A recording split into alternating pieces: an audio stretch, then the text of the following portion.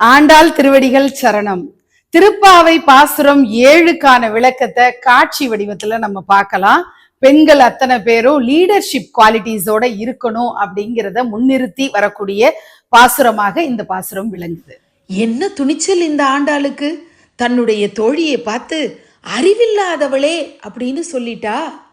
ஆனைச்சாத்தன்னு அழைக்கப்படக்கூடிய வலியன் குருவிகள் கீச் கீச்சுன்னு மரத்து மேலே உட்காந்து தங்களுடைய ஜோடி பறவையோட பேசக்கூடிய ஒலி உனக்கு கேட்கலையா அப்படின்னு கோபப்படுறா. வாசனை மிக்க கூந்தலை உடைய ஆயர்குல பெண்கள் என்ன பண்ணுறாங்கன்னா தயிர் கடைய ஆரம்பிச்சிட்டாங்க. அந்த மத்திலிருந்து வரக்கூடிய ஓசை சரட்டு சரட்டுன்னு ஒரு சத்தம் கேட்குது. எங்களுக்கெல்லாம் அந்த சத்தம் கேட்குதே, உனக்கு கேட்கலையா அப்படின்னு கேட்குறா. சரி, மத்தோட ஓசை தான் கேட்கல, ஆனால் ஆயர்குல பெண்கள் தங்களுடைய கழுத்தில் அச்சுத்தாலியும் ஆமைத்தாலியும் அணிந்திருக்காங்க.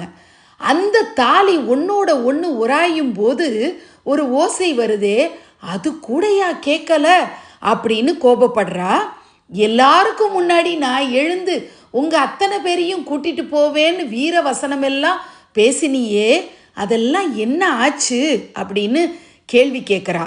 நாராயணனான கேசவனை நாங்கள்லாம் பாடிட்டு இருக்கோமே, நாங்கள் பாடுற அந்த துதி பாடலுடைய ஓசை கூடயா உனக்கு கேட்கல அப்படின்னு அதிசயப்பட்டு தன்னுடைய தோழிக்கிட்ட, பிரகாசமான முகத்தை கொண்டவளாக இருக்கியே, உன்னோட வீட்டு கதவை திறக்கக்கூடாதா அப்படின்னு கேட்குறா. திருப்பாவை பாசுரம் 7.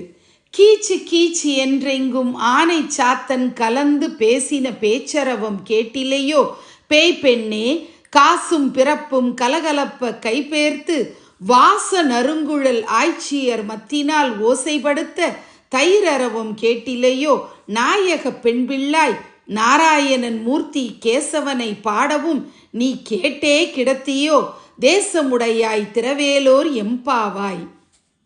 மாணிக்கவாசகர் அருளிய திருவெம்பாவை பாசுரம் 7.